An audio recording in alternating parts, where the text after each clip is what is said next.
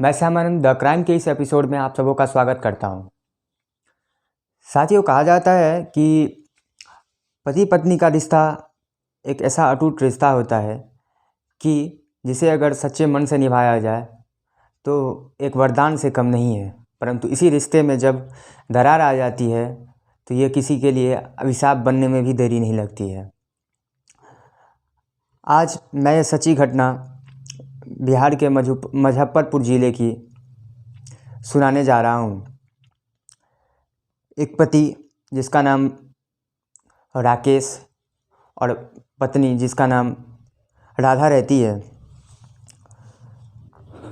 दोनों खुशी से जीवन यापन कर रहे थे। और राकेश का एक दोस्त था जिसका नाम सुभाष था। ये दोनों मिलके शराब का कारोबार किया करते थे। जैसा कि बिहार में शराब अगर पीते हुए भी कोई पकड़ा जाता है तो वो दंड का भागी है और उसे पुलिस गिरफ्तार करती है और उसे सज़ा मिलती है। परंतु वो दोनों इस गोरख धंधे में अपना जोड़ आजमाइश में लगे हुए थे। एक दिन इस धंधे की वजह से राकेश गिरफ्तार कर लिया जाता है और वह जेल भेज दिया जाता है। इसी बीच में राकेश की जो पत्नी रहती है राधा और उसका दोस्त सुभाष का आना जाना उसके घर पे लगा रहता है। और इसी क्रम में सुभाष और राधा के बीच प्रेम प्रसंग प्रारंभ होता है। और प्रारंभ होने के बाद काफ़ी दिनों तक चलती रहती है। अगल बगल वाले समाज को भी पता चल जाता है कि इन दोनों के बीच कुछ ना कुछ ऐसा चल रहा है जो नहीं होना चाहिए था। कुछ दिनों के बाद जब राकेश जेल से छूट के बाहर आता है तो उसे ये चीज़ की भनक लगती है और उसे ये पता चलता है कि इन दोनों के बीच कुछ ना कुछ ऐसा चल रहा है, जिसके कारण वो गुस्से में आकर गांव से दूर चला जाता है, दिल्ली रहने के लिए चला जाता है।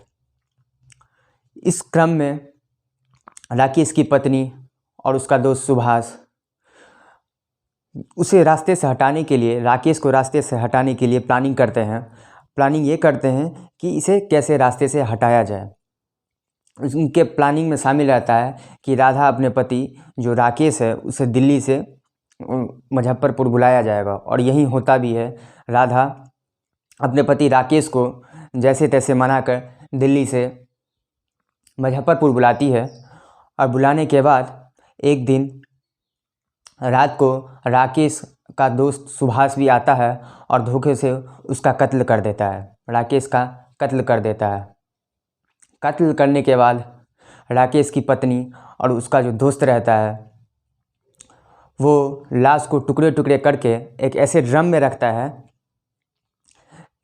और उस ड्रम में रखने के बाद उसमें बहुत सारे केमिकल्स डाले जाते हैं ताकि ये जो लाश है वो गल जाए, पूरी तरह गल जाए और किसी को कानो कान खबर ना चले। होता भी यही है। वो दोनों मार के और उसके लाश के टुकड़े टुकड़े करके और उस ड्राम के अंदर रख दिया जाता है और बहुत सारे केमिकल्स डाले जाते हैं।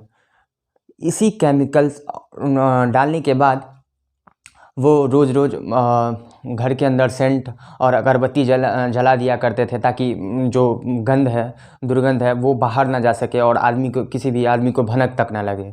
परंतु कहा जाता है साथियों कि कर्म आप अच्छा करो या बुरा करो, उसका नतीजा एक दिन सामने आ ही जाता है। और अगर आपने किसी के साथ गलत करा है तो आपके साथ भी वही चीज़ किसी ना किसी रूप में होती ही है। और हुआ भी यही कि उस केमिकल रिएक्शन की वजह से ड्रम जो था उसमें एक विस्फोट होती है और वो फट जाती है, जिससे आग लग जाती है।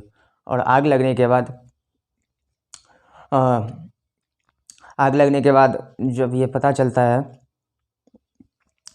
कि पुलिस आती है, पुलिस इस चीज़ का मुआयना करती है। उसे पता चलता है पुलिस को कि ये जो मरने वाला है वो उसका पति, राधा का पति है और राधा को ढूंढा जाता है। पता चलता है कि राधा गायब है, परंतु राधा को जैसे तैसे गिरफ्तार कर लिया जाता है और इस घटना की जो सारी जानकारी है वो राधा स्वयं दे देती है। उसके बाद सुभाष को भी गिरफ्तार किया जाता है और उन दोनों पे धारा 201 के तहत साक्ष्य छुपाने के लिए, जिसमें 7 से 10 वर्ष की सज़ा होती है, वो लगाया गया।